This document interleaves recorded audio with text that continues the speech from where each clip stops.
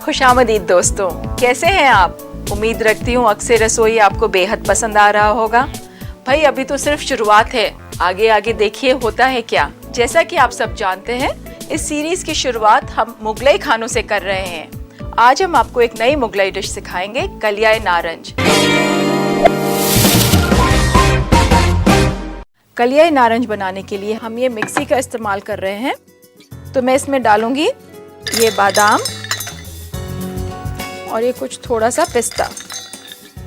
अब आपको इसको पीसना नहीं है, एक्चुअली इमाम दस्ते में तो हम इसे कूट रहे थे, उसी का शॉर्टकट लगाने के लिए हम ये मिक्सी का इस्तेमाल कर रहे हैं।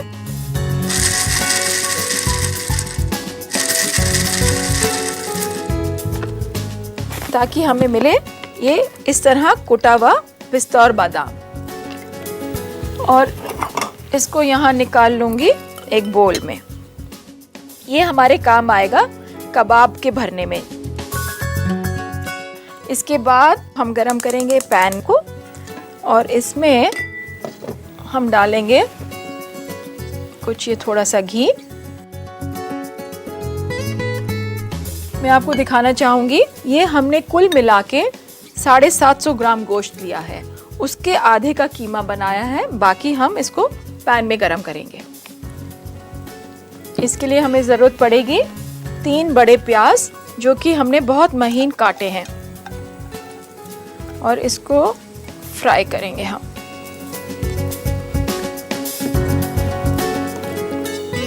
आप चाहें तो घी को तेज़ गरम करें, मगर हल्की गैस पे और अगर धीमी गैस पे आप प्याज फ्राई करेंगे तो उसका सुर्ख एकदम इवन आएगा। इस बात का ध्यान रखें कि कोरमे का सालन या कलिए का सालन आपके इस प्याज पे बहुत डिपेंड करता है।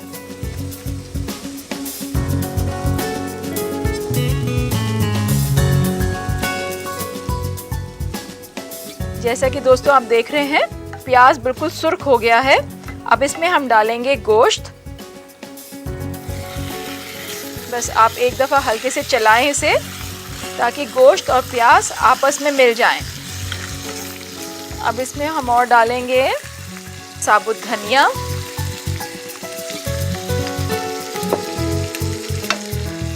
डेढ़ चम्मच अदरक, नमक हस्बे जायका, और इसको हम चलाएंगे। दोस्तों इस बात का ख्याल रखें कि धनिया ना जलने पाए, तो इसको हल्की आंच पे पकाएं और चलाते रहें कुछ वक्त तक। गोश्त का रंग थोड़ा चेंज हो जाना चाहिए। ये भुन गया और अब हम डाल रहे हैं इसमें 1 कप पानी। गोश्त में हमेशा आप ठंडा पानी डालें और चिकन में हमेशा गरम, और इसको रख देंगे पकने धीमी आंच पे।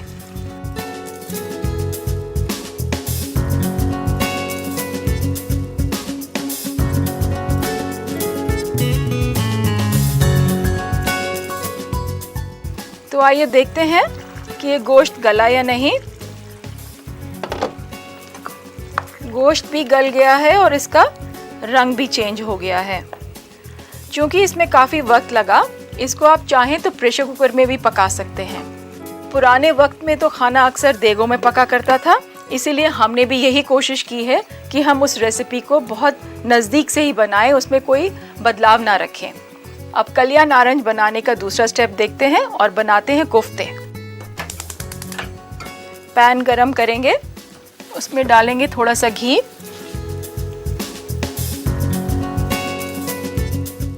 जब ये घी गरम हो जाएगा, इसमें हम डालेंगे थोड़ी सी दालचीनी और लौंग। हम डालेंगे लौंग, एक छोटा टुकड़ा दालचीनी का। आप देख रही हैं कि ये काफ़ी तेज़ हो गया है। और हम डालेंगे कटा हुआ लहसुन। इसको अच्छी तरह फ्राई कर लें। इसको हल्का गोल्डन ब्राउन करने के बाद इसमें डालते हैं हम कीमा।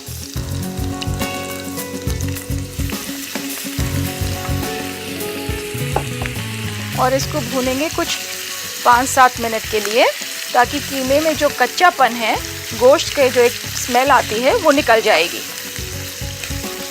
कीमे का आप ध्यान रखें कि कीमा बहुत मोटा नहीं हो।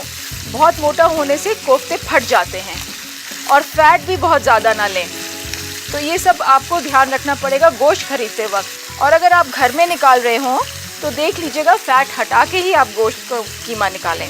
ये देखिए इसका रंग चेंज हो रहा है, और इसे 5-7 मिनट हम यूं ही भूनेंगे। दोस्तों, मेरी आपसे एक गुजारिश है कि कीमा भूनते वक्त कीमा किसी भी स्टेज पे लगने ना पाए। अगर एक बार कीमा जल गया तो आपकी सारी डिश खराब हो जाएगी। मैं इसमें अब डालने रही हूँ ये कोई आधा कप पानी, और इसे गलाने रख देंगे।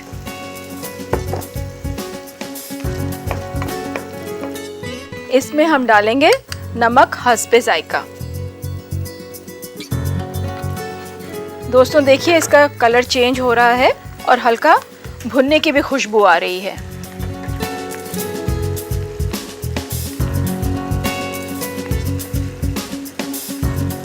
तो दोस्तों देखिए ये कीमा तैयार हो गया है।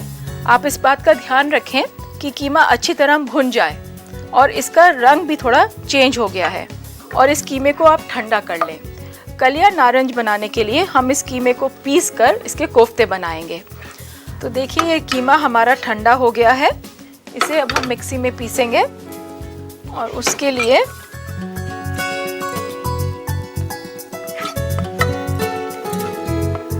इसी को पीस के इसमें कुछ मसाला भर के हम इसे अब डीप फ्राई करेंगे।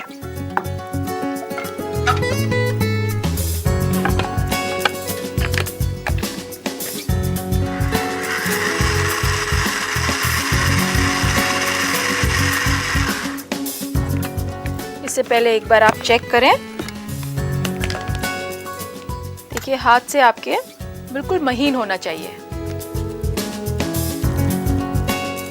इसमें आपने जो मसाला फ्राई करा था वो भी पिस जाएगा।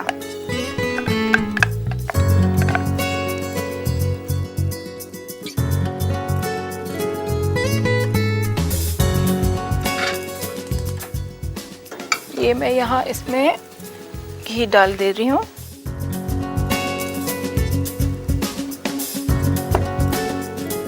इसमें हम मिलाएंगे चने का भुना हुआ आटा,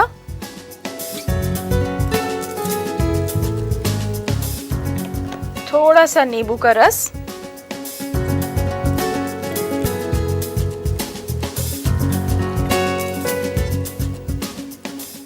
और अंडा।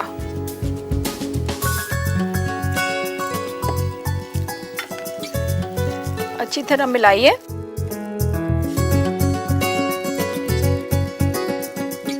ये हमारा कीमा तैयार हो गया। अब इसमें हम भरेंगे थोड़ा सा बादाम और पिस्ता। दोस्तों मैं चाहूँगी कि आप अपने नज़दीक ही रखें एक पानी का बोल, ताकि कोफ्ते बनाने में आपको आसान रहे। अमूमन कीमा हाथों पे चिपक जाता है और कोफ्ता बनाना ज़रा सा मुश्किल हो जाता है। इसको आपने बस हल्का सा एक शेप देनी है।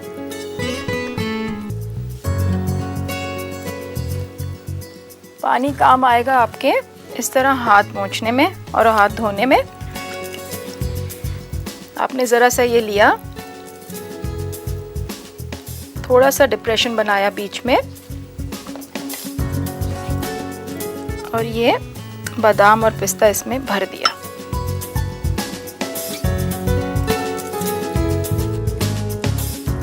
तो दोस्तों ये तैयार हुए हमारे कोफ्ते, और देखते हैं घी गरम हुआ या नहीं।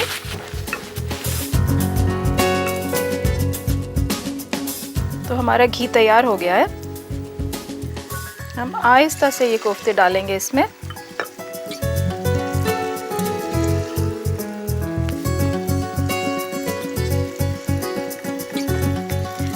क्योंकि ये पका हुआ है, हमें ज़्यादा पकाने की ज़रूरत नहीं है, सिर्फ एक कलर या एक कोटिंग देना है हमें। दोस्तों देख लें, अगर आपका कोफ्ता फटता हो तो थोड़ा सा आप चने का पाउडर और डाल दें, मगर ज़्यादा चने के पाउडर डालने से भी आपके कोफ्ते सूख जाते हैं। दोस्तों देखिए हमारे कोफ्ते तैयार हो गए हैं। इन्हें निकालेंगे हम एक प्लेट में। आप पेपर टिश्यू पे निकाल लीजिए ताकि एक्सेस ऑयल इसका अब्जॉर्ब हो जाए। हमारे ये कोफ्ते तैयार हैं। अब हम तैयारी करेंगे गोश्त की।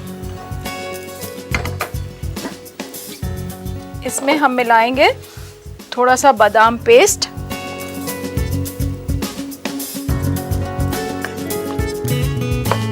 तो दोस्तों इसमें मैं डालूंगी 1.5 से 2 चम्मच राइस पाउडर, जो कि मैंने पहले से पानी में भिगोया हुआ था। इसको एक उबाल दीजिए। ये सब हम इसलिए कर रहे हैं क्योंकि इसकी ग्रेवी थोड़ी गाढ़ी हो जाए।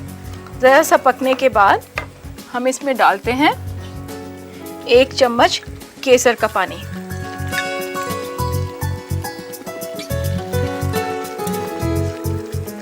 अब ये पक गया है और अब हम इसमें डालेंगे आपके कोफ्ते। मैं डाल रही हूँ ये कोफ्ते।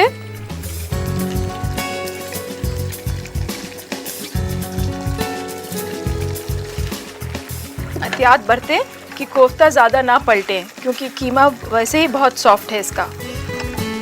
ज़रा सा एक उबाल आने पे आप इसे बंद कर दें और गर्मा गर्म परोसें रोटी या फुलके के साथ। मैं इसको इस बोल में लगाती हूँ और थोड़ी इसकी गार्निशिंग करते हैं।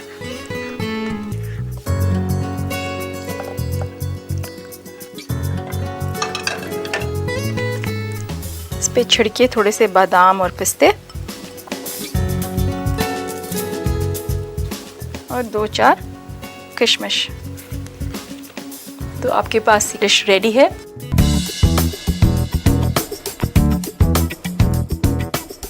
तो आइए देखते हैं एक बार फिर कलिया नारंज बनाने का तरीका। आप चाहें तो इसे लिख भी सकती हैं। कलिया नारंज बनाने के लिए हमें चाहिए 750 ग्राम बकरे का गोश्त, 1/4 कप पिस्ता, 1/4 कप बादाम उबला हुआ छिलका उतार के, 1 कप घी, 1 कप प्याज कटी हुई, 2 छोटा चम्मच अदरक बारीक कटा हुआ, नमक हस्बे जायका, 1 छोटा चम्मच साबुत धनिया कुटा हुआ, 1 अदद दालचीनी, 6 अदद लौंग, 1 बड़ा चम्मच लहसुन कटी हुई, 2 छोटा चम्मच चना दाल भुना हुआ, 2 अदद अंडे की सफेदी, आधा छोटा चम्मच नींबू का रस, 1 छोटा चम्मच जाफरान गुलाब के पानी में डुबा हुआ और 2 छोटा चम्मच चावल पिसा हुआ। सबसे पहले पैन में घी गरम करें और प्याज को भूनें। इसमें मिलाएं 750 ग्राम में से आधा गोश्त, साबुत धनिया, अदरक, नमक, आधा कप पानी और पकाएं। जब गोश्त पक जाए तो उसे अलग रख दें और कोफ्ता बनाएं। कोफ्ता बनाने के लिए पैन में एक बार फिर घी गरम करें। इसमें डालें लौंग, दालचीनी, लहसुन और कीमा मिलाकर भूनें। कीमे को मिक्सी में पीस लें। फिर उसमें चना दाल और अंडे की सफेदी मिलाएं। फिर उसे कोफ्तों की शक्ल दें और कुटा हुआ बादाम और पिस्ता भर दें। पैन में घी गरम करें और इन कोफ्तों को इसमें फ्राई करके एक प्लेट में निकाल लें। गोश्त में बादाम का पेस्ट, पिसा हुआ चावल और केसर का पानी मिलाएं और इसे एक उबाल दें। कोफ्तों को गोश्त में मिलाएं और इसे 2 मिनट तक और पकने दें। लीजिए तैयार है आपका कलिया नारंज।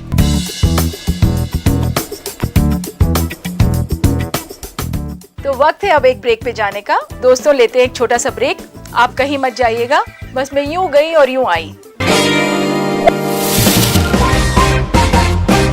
ब्रेक के बाद आप सभी दोस्तों का एक बार तहे दिल से इस्तकबाल है। भाई जब किसी का तहे दिल से इस्तकबाल करते हैं तो वाकई तहे दिल से होना चाहिए। अक्सर जब हम अपने कुछ खास मेहमानों या दोस्तों को घर पे दावत के लिए बुलाते हैं तो हमारी पुरजोर कोशिश होती है कि हम उनकी जी भर के खातिरदारी करें। और क्यों न करें, ये तो हमारा रिवाज है। अगर आप पूछ बैठे कि वो क्या खाना पसंद करेंगे तो मालूम है एक ही जवाब मिलेगा, कुछ भी चलेगा या आप जो पकाएं। आप कुछ भी बनाने से पहले ज़रूर मालूमात कीजिए कि वो क्या खाना पसंद करेंगे, वेजिटेरियन है या नॉन वेजिटेरियन है। इसके 2 फायदे हैं। एक तो आपकी मेहनत रायगा नहीं जाएगी, दूसरा आपके मेहमान आपकी खातिरदारी का जी भर के लुत्फ उठाएंगे। भाई एक खुशखबरी है, ये खुशखबरी मेरे लिए है। आपके खत हमें कसीर तादाद में मिलते हैं। कुछ बहनों ने हमसे कुछ सवालात किए हैं जिनके जवाब मैं अभी आपको देती हूँ। अलीगढ़ से फराह पूछती हैं, गोश्त खाने का फोक एंड नाइफ से क्या सही तरीका है? तो इसका कोई हार्ड एंड फास्ट रूल नहीं है। ये तो आप पे डिपेंड करता है कि आपकी प्लेट में कितना बड़ा पीस है। अगर पीस बहुत बड़ा है तो उसको आप छोटे छोटे टुकड़ों में काट लीजिए, और अगर आपका पीस छोटा है तो आप एक एक बार में खाएं तो भी सही तरीका है वो। हैदराबाद से नाजिया लिखती हैं कि उन्हें शो बहुत पसंद है, उसके लिए मैं उनका शुक्रिया अदा करती हूँ। उनका सवाल है मटर उबालने का क्या बेहतर तरीका है? तो मटर क्या और भी कोई आप हरी सब्जी जब भी कोई उबालें तो उसमें क्लोरोफिल होता है। जितनी ग्रीन वेजिटेबल्स होती है उसमें एक एलिमेंट होता है जिसको हम क्लोरोफिल कहते हैं। वो ही आपको ग्रीननेस या ताजगी देते हैं सब्जी के लिए। उसको बचाने का एक ही तरीका है कि आप जब भी कोई सब्जी उबालें उसे खुले बर्तन में उबालें, उसे ना ढकें और एक चुटकी चीनी डाल दें। लखनऊ से सना पूछती हैं कि वो जब भी केला चाकू से काट के रखती हैं तो वो काला पड़ जाता है। तो सना, मैं आपको ये सलाह देना चाहूँगी, आप जब भी केला काट के रखें उस पर हल्का सा नींबू मल दें, आपका केला कभी काला नहीं पड़ेगा और बच्चे शौक से खाएंगे। भाई ये तो था आपका सवाल। मैं लेती हूँ एक छोटा सा ब्रेक। सवाल है, मैं गुंजन गोयला हाजिर हूँ आपके सामने अक्सर रसोई के साथ। अब आपने कलिया नारंग बनाना सीख ही लिया है तो नहीं चाहेंगे अपने मेहमानों को कुछ मीठा खिलाना? इसमें फिक्र की क्या बात है, मैं हूं ना आपके साथ। तो चलिए बनाएं आज की स्वीट डिश पाइनएप्पल संदेश। सबसे पहले आप एक पैन में दूध उबालिए।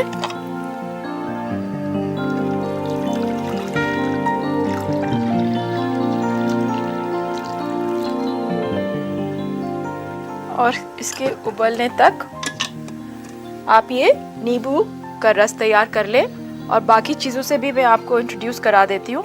हमें इसके लिए चाहिए होगा कुछ ज़ाफ़रान, कटा हुआ पाइनएप्पल, कुछ कटा हुआ बादाम, कार्डमम पाउडर, शुगर।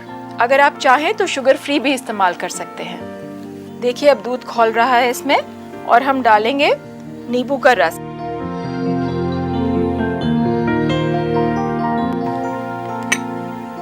आप किनारे से देख रही हैं कि ये दूध फटना शुरू हो गया।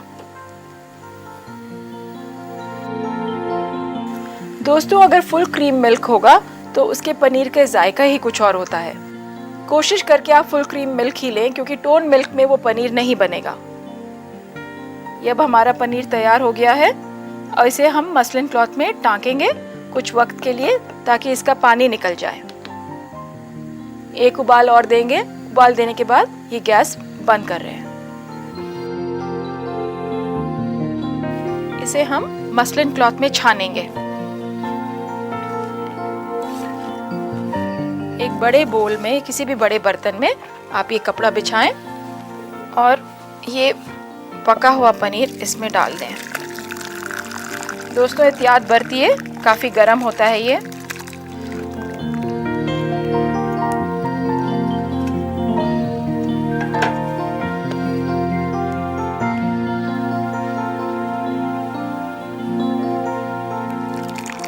अब आप किसी भी एक महफूज जगह पे इसे टांग दें ताकि इसका पानी निकल जाए।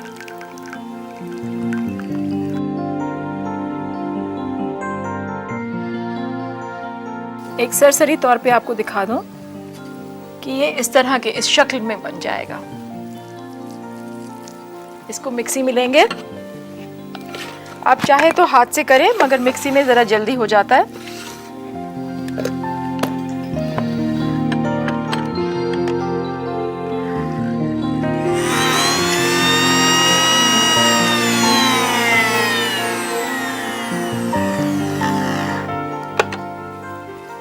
इसे निकालेंगे हम एक प्लेट में।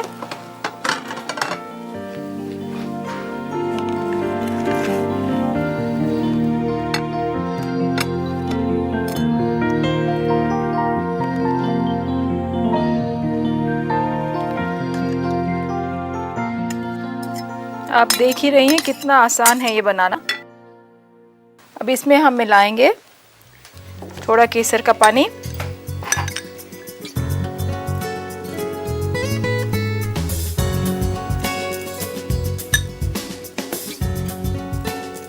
थोड़ा सा कार्डमम पाउडर,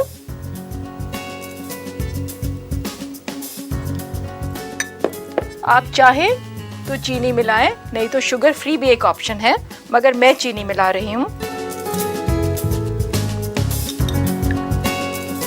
थोड़ा सा कटा हुआ पाइनएप्पल,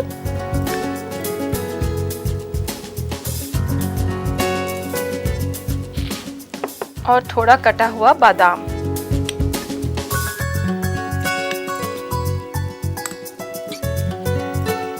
अब इन सब चीज़ों को लेके हाथ से बहुत आराम से इसे मलिए।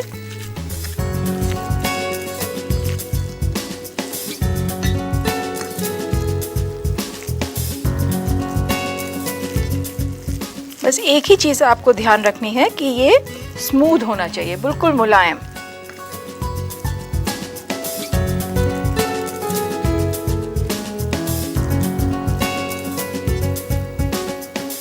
दोस्तों, आप किसी भी शेप में इसको बनाना चाहें बना लें।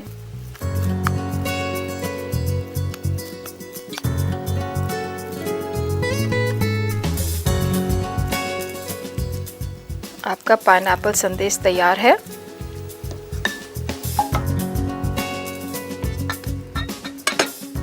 अभी मैं सिर्फ बना के रख रही हूँ, इसे अभी हम डेकोरेट करेंगे। दोस्तों, आप इसको चाहें तो आप कोको पाउडर मिला के चॉकलेट संदेश बना लें, ऑरेंज मिलाना चाहें तो ऑरेंज संदेश भी बन सकता है, और कुछ नहीं तो केसर, इलायची और पिस्ते का भी बन जाएगा। देखिए, मैंने कुछ पीसेस बनाए हैं, मैं आपको थोड़ा डेकोरेट करना भी बताती हूँ इसे। आप इस तरह एक बीच में डिप्रेशन बनाएं, इसमें रखें कुछ पीसेस पाइनएप्पल के।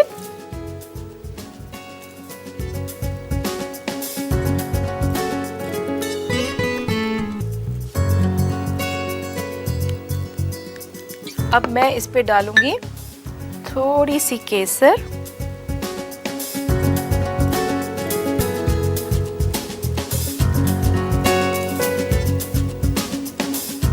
अब ये केसर लगाने से देखिए कितना अच्छा गेटअप आ गया।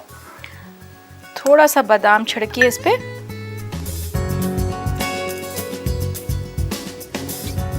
एक और डिजाइन मैं आपको बताती हूँ। आप इस तरह बना के इसको बादाम में रोल कर लीजिए।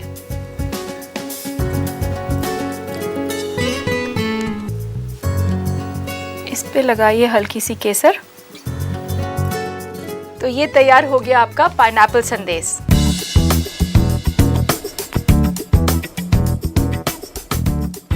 मुझे मालूम है हमारी कुछ बहनें चाहेंगी कि हम पाइनएप्पल संदेश बनाने का तरीका एक बार फिर से दोहरा दें, तो आइए गौर से देखिए और आप चाहें तो इसे लिख भी सकती हैं।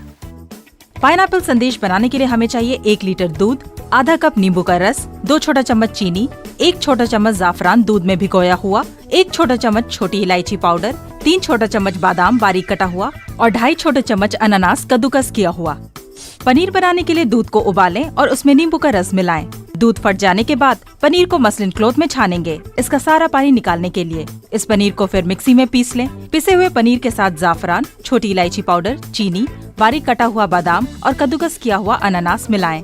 इसे संदेश की शक्ल दें और कद्दूकस किया हुआ अनानास, जाफरान और थोड़े से बादाम से गार्निश करें। लीजिए, तैयार है आपका पाइनएप्पल संदेश। मुझे उम्मीद है आप कल्याण नारंज और पाइनएप्पल संदेश बनाने का तरीका सीख गई होंगी और बहुत जल्द आपके घर वाले इन जायकों का लुत्फ लेने जा रहे होंगे। तो दीजिए गुंजन गोयला को इजाजत। खुदा हाफिज।